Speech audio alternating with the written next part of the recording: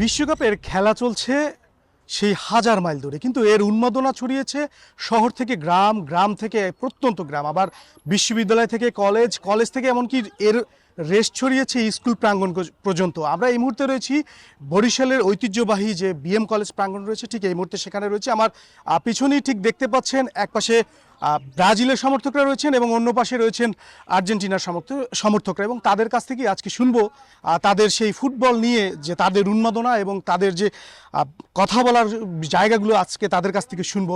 প্রথমেই শুনতে চাই আর্জেন্টিনার যারা দর্শক রয়েছেন, সমর্থক রয়েছেন, তাদের কাছ থেকে শুনতে চাই 2022-এর যে বিশ্বকাপ ছিল সেখানে আপনারা দেখেছিলাম ওয়ার্ল্ড কাপ নিয়েছিলেন, এবারও কি আপনারা আশাবাদী কতটুকু? আমরা ধীর আশাবাদী যে আমরা এবার নেব। খেলার গতি অনুযায়ী আসলে অনেক সময় শঙ্কা তৈরি হয় না যে আর্জেন্টিনা কি আদৌ টিকবে নাকি পরবর্তী রাউন্ডে বাদ হয়ে যাবে?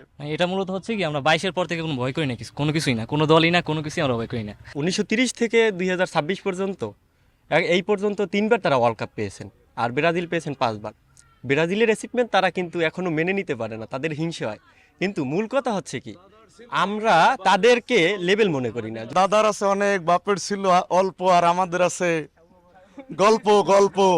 ঠিক আছে, তো আমি আসলে ওই শব্দটা ব্যবহার করতে চাই না। এখন কথা হচ্ছে গিয়ে, হ্যাঁ, এখন কথা হচ্ছে কি, এখানে কয়জন দেখতে পাচ্ছেন আপনি? 1 2 3 4 5, আর 2 জন পেলেন না, তাইলে তো 7 আপ ফুল হয়ে যেত। মানে একটা কথা আছে না, পরের ধনে পোদ্দারি, তাদের কোনো অ্যাচিভমেন্ট নেই।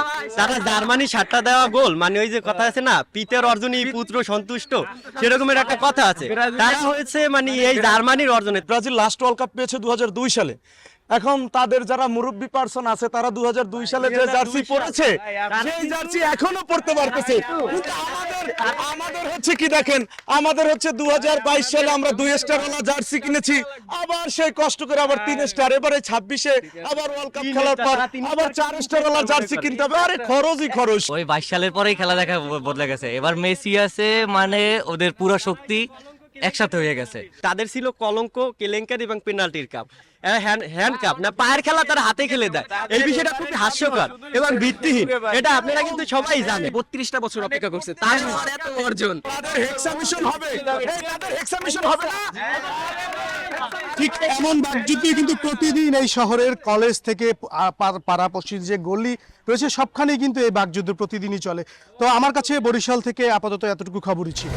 চারিদিকে চলছে বিশ্বকাপ উন্মাদনা, প্রিয় দলের বন্দনায় ব্যস্ত সময় পার করছেন ফুটবল প্রেমীরা।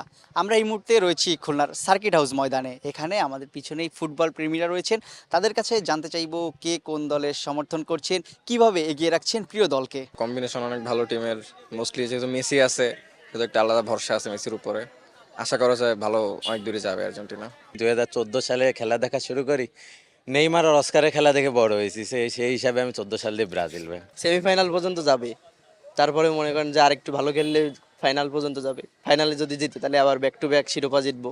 আর্জেন্টিনা সাপোর্ট করার মেন কারণই হচ্ছে মেসি। আর আমাদের আর্জেন্টিনার যে মেইন কোচ আছে স্কলনি, ওনার জন্য ওনার যে গেম প্ল্যান এটা বেশি ভালো লাগে। ব্রাজিল সমর্থকদের বিষয়ে আমার কিছু বলার নেই। ব্রাজিল ওরা তো এক্সামিশনে আছে, আরও কয় বছর ধরে ওরাই জানে, ঠিক নাই। কিন্তু আমরা তো বর্তমানে ওয়ার্ল্ড কাপ চ্যাম্পিয়ন, এবারও ইনশাল্লাহ আমরা ওয়ার্ল্ড কাপ নিব, সে একটা আশা আছে।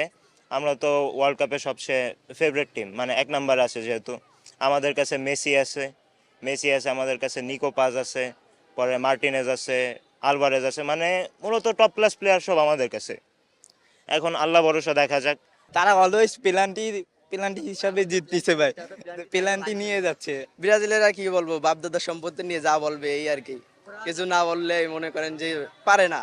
আব্বু ডাকার মতন কোনো লোক পাইনি তো, কারে আব্বু ডাকবে বলেন?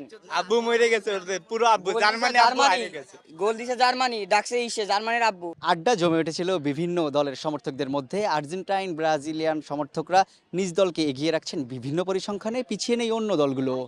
খুলনা থেকে তানজিম আহমেদ, সময় সংবাদ।